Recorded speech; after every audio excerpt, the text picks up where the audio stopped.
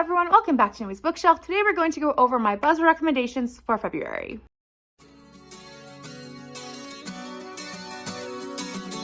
So in February, the words are pronouns or possessive nouns. I'm not really sure those exact terms. I'm sorry. I do speak English and I do read English, but I have never been really great with what those terms are called, so I'm very sorry. Anyways, I have 11 recommendations for you because I could not take any of them out of this. You'll see when I talk about one of them why I couldn't take it out. But anyways, let's get into it. I only have 2 books physically to show you, so we will start off with one of those. The first one we'll start off with is the Agatha Christie, which is By the Pricking of My Thumbs. This one is a Tommy and Tuppence novel. It is book 4 in the series, but I read this one very carefully to make sure it is not out of order, or you could read it out of order at least and it wouldn't give anything away, and that is the case. This one does mention events from NRM, which is the previous one in the series, and it does not spoil anything from that book, so don't worry about that. It was really interesting. It follows Tommy and Tuppence as they go to visit Tommy's aunt in a care home. However, Tommy visits his aunt and Tuppence does not, because Tommy's aunt does not want her in the room. So Tuppence visits another lady in the care home, and during that strange conversation, things seem really weird for Tuppence. They have a lot of weird statements being said, and particularly one about the fireplace, and it's just really, really strange. So it's very awkward and very unique for Tuppence, I should say. So they walk away, and Tuppence feels very suspicious towards the whole home, and particularly she feels very worried for that lady. So 3 weeks later, when Tommy's aunt dies, they go back to collect possessions and check up on that lady, which they find out she's not missing, but she's gone away. So they try and track her down. They cannot find her. And they also find a painting in Tommy's aunt's possessions, which she received from that lady. It is a very interesting story. But Tuppence goes down this rabbit hole of trying to find where that painting comes from because she recognizes parts of it. And Tommy is really kind of brushing off the ideas, but then he ends up being quite a help as well. It's very interesting because Tuppence really does a lot of the legwork herself in this mystery, and I really enjoyed it. I don't want to say too much more. It's a really great Tommy and Tuppence in my opinion. I thoroughly enjoyed this one, and I highly recommend it.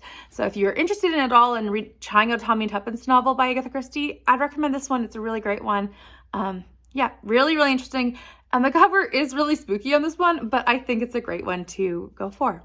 Another one that I have is The Death of My Country. This one is by Maxine Chartier, and this is about New France when it was being developed, shall we say, or colonized, actually.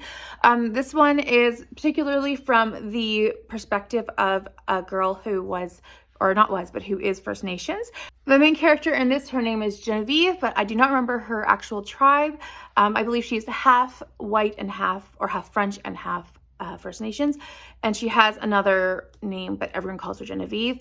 I found this one really fascinating. It really opened my eyes when I was younger to the colonization and how it impacted those on the other side, as well as her, because she is often bullied or looked down on because of her skin color and how she is obviously of mixed race. So I found it very interesting, and it is very sad. Maxine Chartier is not herself of First Nations descent, but however, it is very important, and I think that Maxine Chartier does a really good job respecting the culture and coming at this with a very honest and humble view of what happened. Another book I want to recommend is Secrets She Knew. This one is by D.L. Wood.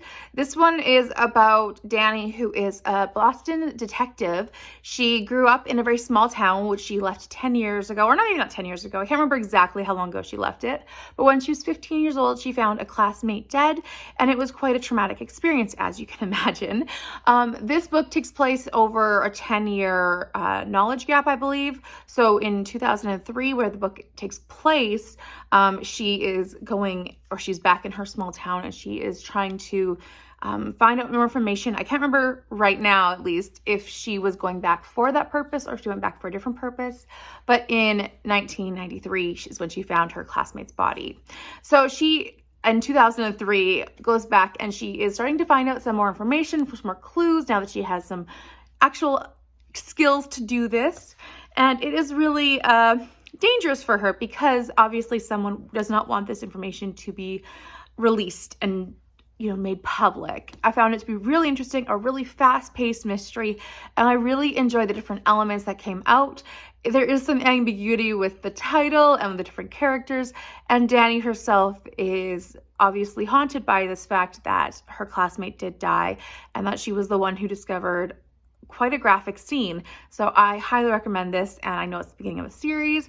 I loved it when I first read the first book, and I can't wait to read more in the series, which I still have not done, but I think it's a really great one to check out. A nonfiction that I read literally in January was for Buzzwordathon, and I think it totally works for this one as well, is When Chronic Illness, let me read the title actually, it's a really long one. When Chronic Pain and Illness Takes Everything Away, How to Mourn Our Losses. And this one's by Esther Smith, so the word "our" is in there, or "our." And this one is very short, it's about 55 pages, and it is about how chronic illness and chronic pain take things away, and we have to continually mourn that. It was very, very short and very, very impactful. I cried almost in it, but I was in public, so I held it in. But it was about, how we have to mourn the things in the future and how we have to mourn things daily, how we constantly are losing things because of chronic pain and chronic illness. I have daily chronic migraines, if you didn't know, and it was just very, very, very sad, but at the same time, very freeing because it felt like I wasn't alone. And I feel like if that's something that you struggle with in any way, shape, or form, this might be something that you find very powerful. It does come at it from a Christian perspective, but I feel like you could glean something from it even if you are not. And I highly recommend checking it out. She has another book as well, but I'm not sure if that one has a proper word in this, but I would recommend checking out her books no matter what. So yeah, this one. Another one is a short story collection, which is called Because You Love to Hate Me, 13 Tales of Villainy. And I believe this one is edited by Amory. I can't remember now. I used to own it, and I got rid of it because I didn't want to reread it, which is totally fine. I gave it 3 stars, but I am not a short story reader, and I think that's a really good score, good rating. This one is about different retellings, I believe it was, of villains, and it is a lot of different short stories from, I believe it was booktubers or famous authors. I can't remember exactly now, but it was really well done in my opinion, since I'm not a short story reader, and I know that a lot of people really enjoyed this short story collection. So if you're at all into short stories, this one might do well for you. A fun Christian contemporary romance was Then There Was You, and this one's by Kara Isaac. This one's about a girl named Paige who needs some change in her life. Her life is really predictable and kind of not going well. She decides to pick up and basically change her life drastically and move to Australia. So she goes to Australia and ends up working with a church, and her job looks great. It looks really fun. And then there's this guy named Josh who ends up being the pastor's son. He has a lot of baggage tied to people who have worked with the church before, as he has dealt with a lot of things. And it is a really big church, so they have a lot of baggage with certain people who've come before working with the church. So I really enjoyed how this had a really miscommunication element, but also it had a lot of fun things with changing locations to Australia. I had a lot of fun with the cultural diversity of it, where she had to learn a whole new culture and different slang, because even though they both speak English, different words entirely. I really enjoyed. I also really enjoyed how it made fun of certain things that we all know in the Christian community and like different ways we say things, but at the same time, at the heart of it, it had a really great message of the Christian faith. So I really enjoyed that book, and I am so excited that it was able to fit onto one of my recommendations video. Another one is Drive Your Plow Over the Bones of the Dead. It's by Olga Tarkazuk. I hope I said that right. I really tried. This one is very much like a literary mystery book, and it is translated, I believe, from Polish, at least when I read it. And this one was so interesting. It's about a Polish village. I hope I got the right place. Let me check. Yes, it is Polish. So it's about Janina, who is very much into her quiet little home life in this Polish village, when she comes across a body, and then she has to kind of work her way through this village, and there's a serial killer on the loose. It kind of bore this literary versus murder mystery, but also it kind of had this strange blending of genres, which I really enjoyed. I didn't love it completely, but I thoroughly enjoyed what it was and what it's talked about and how it added conversations. and I did really enjoy it. I gave it a 4 stars, so I think it's a really interesting book if you are at all interested in that kind of strange book that blends genres together. I feel like one that everyone will assume or everyone will know about at this point if you are watching this because you know Buzzwordathon and Kayla, but I'm going to recommend it anyways, is If We Were Villains by M.L. Rio. This one I thoroughly loved. This one is about Oliver, who, after spending 10 years in prison, is finally telling his story about what happened 10 years before when one of his classmates died. He was in an acting school or in an acting production, and in their final year of school, one of the classmates died. I thoroughly enjoyed this one, and I've got to say, when I was reading it, I kind of figured who was going to die based on the way that the book was reading, and I really enjoyed how it talks about Shakespeare, and I really enjoyed the different levels of what was happening inside the group and the dynamic. It was a little snotty kind of, but at the same time, if you're okay with that, it's awesome. And I really enjoyed the different ways that it talked about things and the way the murder mystery element went, and I really appreciated that. I thoroughly recommend it, and I know if you enjoy Kayla's content, you know that she recommends it too. So we is a pronoun. Highly recommend it. One book that I felt like I should recommend, even though I don't know if I would thoroughly recommend it anymore, is The Fault in Our Stars by John Green. I felt like I needed to recommend something that was YA, so this is what I have for you.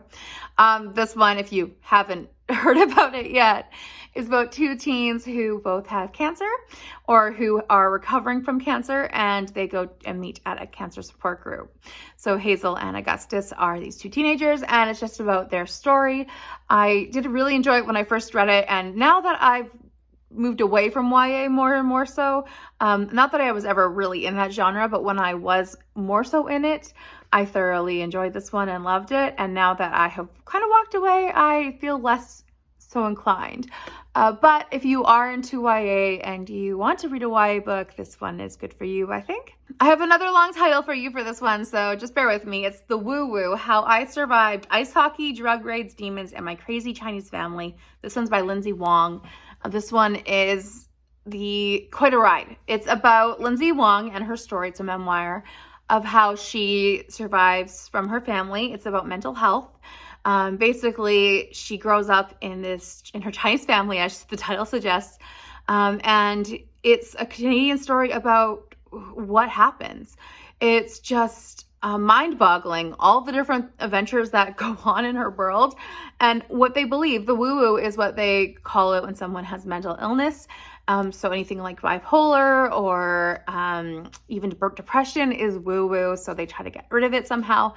And it's just really fascinating how she grew up in that family, how their culture works in that family, like individually, but also how they work in the grander scheme of things. And I found that fascinating, and I found that the audiobook was incredible. So I highly recommend listening to The Woo Woo if you have it. So I couldn't believe what I was reading, and I thought it was an amazing book, and I found her insight to be very refreshing, and it left us speechless for book club, and I thought it was an interesting book to discuss with another group of people, and I think it's an interesting book for everyone to read. My last recommendation for you is one of my guilty pleasure series that I would binge when I was just wanting a book that was quick and easy to read. This is the Under Suspicion series. This is by Mary Higgins Clark. She also has finished the other books with another author. So this is by Afshar Burke, and I really enjoyed this whole series. I haven't read their most recent book though, and I hope I enjoyed as much, but I started to lose interest towards the end.